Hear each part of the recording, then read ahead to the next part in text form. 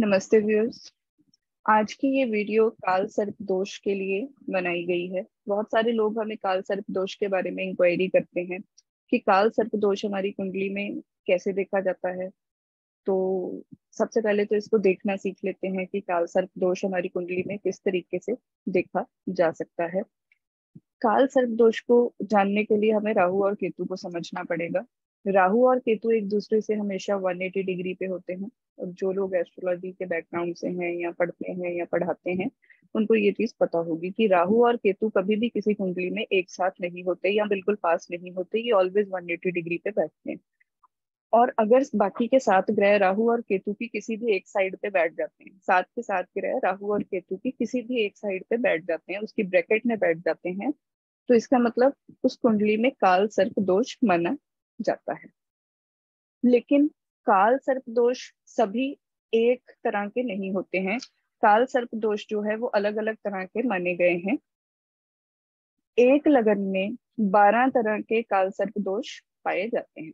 मतलब कि 12 लगन है हमारे पास, और उसके अंदर भी 12-12 काल सर्प दोष टोटल देखे गए हैं। तो कुल मिला के हमारे पास 144 तरह के काल सर्प दोष देखे जाते हैं। एग्जाम्पल के तौर पे मान लीजिए कि मेष लगन की कुंडली है और जो राहु और केतु है वो 1 और 7 में बैठे हुए हैं, तो ये एक प्रकार का काल सर्प दोष है। राहु और केतु अगर 2 और 8 में बैठे हुए हैं तो ये दूसरे प्रकार का है। 3 और 9 में बैठे हुए हैं तो ये तीसरे प्रकार का है। इसी तरीके से 12 काल सर्प दोष इस एक लगन की कुंडली में देखे जा सकते हैं। काल सर्प दोष का प्रभाव हमेशा हर कुंडली में बुरा नहीं होता है। जैसे कि अम, अगर किसी ने देखा हो, सचिन तेंदुलकर जी की कुंडली में भी काल सर्प दोष है, लेकिन वो तो अपनी लाइफ में बहुत ज्यादा सक्सेसफुल है।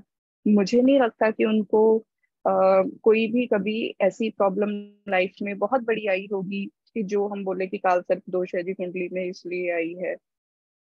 तो अगर आपकी कुंडली में भी आप काल सर्प दोष को देख पा रहे हैं, या फिर आपको कभी किसी एस्ट्रोलॉजर ने बोला है कि आपकी कुंडली में काल सर्प दोष है, लेकिन उसका अच्छा प्रभाव है आपके लिए या फिर बुरा है, क्या हमें उसको ट्रीट करना ही पड़ेगा या फिर ऐसे भी लाइफ चल सकती है, ये जानने के लिए आप हमें कांटेक्ट कर सकते हैं।